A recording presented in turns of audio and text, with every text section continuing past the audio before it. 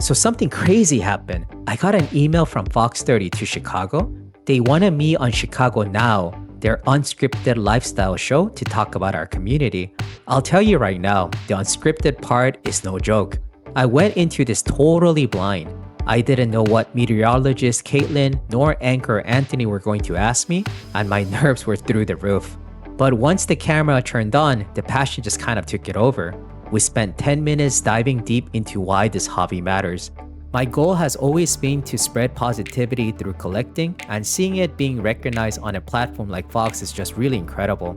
To all the new collectors joining us today, I'm glad you're here. Let's enjoy the ride. When we come back, there is a Chicago-based collector, lives out in Palatine, and he is now officially in the Guinness Book of World Records because of a collection of what are known as Bearbrick figures.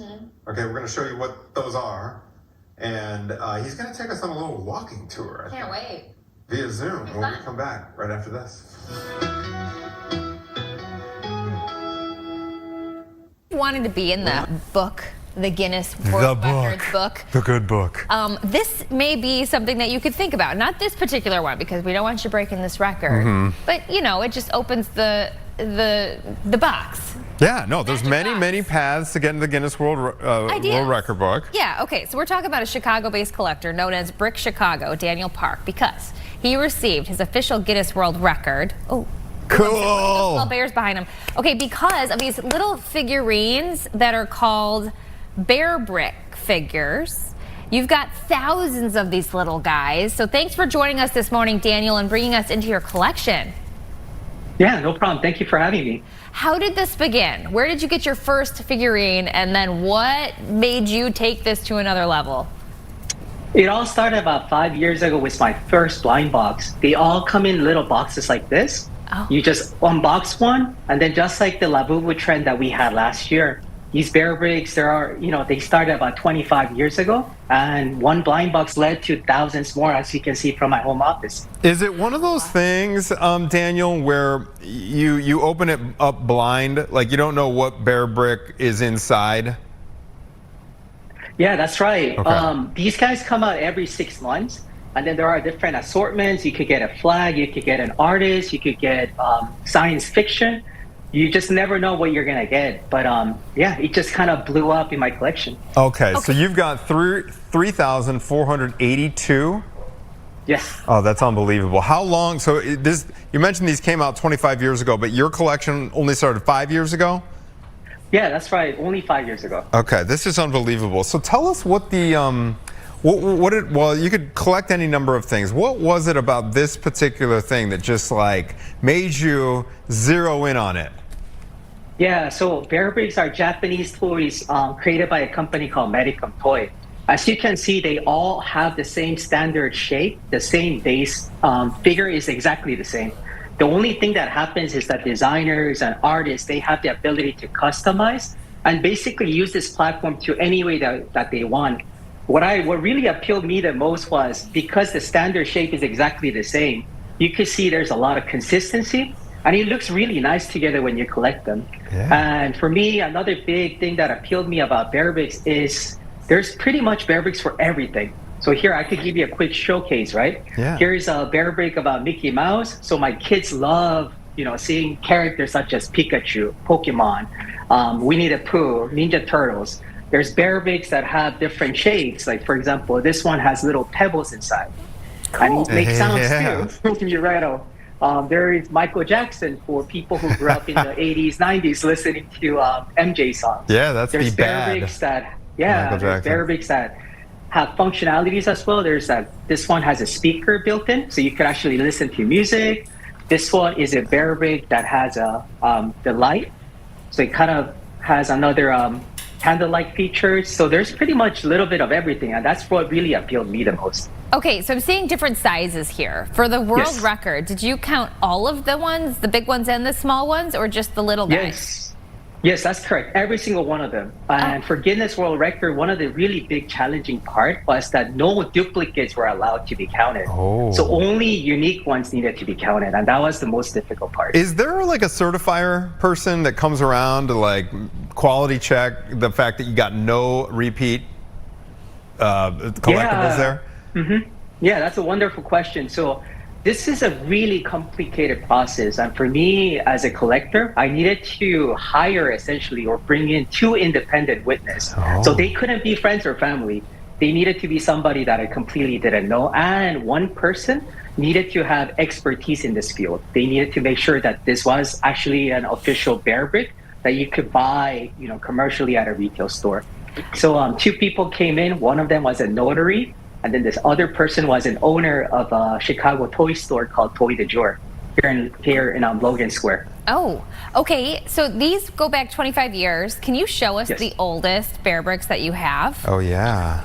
Oh, yeah, I do. Here, can I give you guys a quick walk? Absolutely. Yeah, let's hear it. Yes. Yeah, it's for sure. All right, let me go ahead and flip the camera. Okay, can you guys see it? Yep. Yeah. All right, wonderful. So the very first Bearbrick that came out was this one. It all started with this all-white Bearbrick in 2001. This one right here. So is that the like holy grail of Bearbrick collectibles? That's a really Or good just the question. first one? Yeah, just the first one. Because Okay. as you can imagine, it was the very first one. They mass produced it. So it's actually not extremely rare to find them in the market. Okay. Okay, the fact that 25 years ago was 2001 is alarming to me. Can you, Daniel, while you're up Yes. and roaming around there, can you show us a close-up of the most valuable Bearbrick in your collection? I would say the most valuable one in my collection is either this one or this one. Okay. Why Yes, is the that? reason why this one's so valuable is because only designers who have the ability to design a Bearbrick would get it. I'm not a designer, I'm simply a collector who started this hobby with his daughter. And this one was actually given to an artist, but this artist decided to sell it.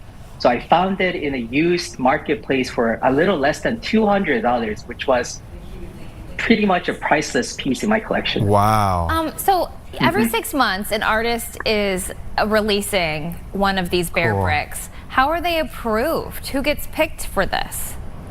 That's one of the big mysteries. Because it's a privately held company, Medicom Toy, we don't really exactly know the process, but what I do understand is that it's a process that takes roughly a year or 2 years. There's multiple vetting process, whether this artist should have a design released to the public or not. And then I heard it's fairly challenging to get a design approved by Medicom. Cool. Can we see the Bulls players again? I saw Dennis Rodman back there, I think. Yeah, absolutely. There we go. We got some of the dream team. I think that's number 9. Was that Jordan's number, or was that Pippen maybe? So that's Scottie Pippen, number 33. Oh, That's there we Dennis Rodman, the Worm, 91. And all these ones that you see in the front are Jordan Bearbricks. Okay, so Oh, if someone's cool. watching and thinks these are really neat items and they want to purchase them, can we just buy them on Amazon, or do you have to go to a specific website to Cool. buy these guys? Yeah, it's a little tricky because here in the United States, they're not really mass distributed. Oh. There are 2 ways for collectors to get it. Here in Chicago, you could go to a designer toy store called Roto Fugi in Lincoln Park, or you could go to Toy de Jour in Logan Square. And another option is for online people. You could go find this company called 3D Retro. It's a company that holds the annual designer toy convention in Las Vegas, and they're the only one distributor of Medicom toy products here in the United States. What a fun hobby. I'm sure your daughter loves it as well. Daniel, is this the only thing you collect, or do you have other stuff that you have collections of around your house? Yeah, this is pretty much it. For me, I started collecting sneakers a little bit. And then I think most of our sneaker people who love collecting sneakers kind of go through this hobby of collecting Bearbricks. And for me, it just kind of just escalated real fast. And then most recently, I got the certificate, the Guinness World Record. Congrats. March of 2026. Look at that. Daniel, my question to you What is, a cool thing. this morning I saw this video on Instagram, and it was a mom who collected those TY Beanie Babies that we all collected in the 90s, and she let her daughter play with it, and the first thing the kid did was rip the ear tag off, and just a tear down her cheek. Do you let your daughter, because you guys started this together, play with these Bearbricks, or are you like, don't touch my collectibles? Honestly, the answer is they're just plastic toys, right? And yes, there are some value, but for me, because they're plastic toys and I put emphasis way more on my family, it's okay if they break them. Like all these things are replaceable, and we did it because we really just enjoy learning about the artist, about the designs, and just having a hobby that we could bond together as a family. But with that said, You're the man. but with that said, everything is enclosed. Too. Yeah. So I think I gave the politically correct answer. No, it was a perfect answer. Caitlin's about to cry over here. Daniel, one more question. We only have 30 seconds. How does your wife respond to this whole effort? Does she think you're a madman, or is she like 100% behind it? So that's a wonderful question. So my wife is extremely supportive with the hobby, but one thing I tell her is that every single one of them costed $1 each. So, if she knows the true price of these collectibles, I think there could be some issues. So, Oh no. as long as I tell her hopefully. this is $1 per piece, I think we're good. Hey, it could be a good long-term investment, though. How many do we have? Is it 3,400 here, at least. Oh, Daniel Park, what a great segment. Thank you so much for joining us, sir, from Palatine. Congrats to you. Thank you. I don't know if we're gonna top this show tomorrow, Kaitlin. That was a wild ride. That was a lot of twists, a lot of turns, a lot of what have yous. Lessons and stories. Hijinks, tomfoolery. Too much coffee. Man, okay. Well, we're gonna take a break. We have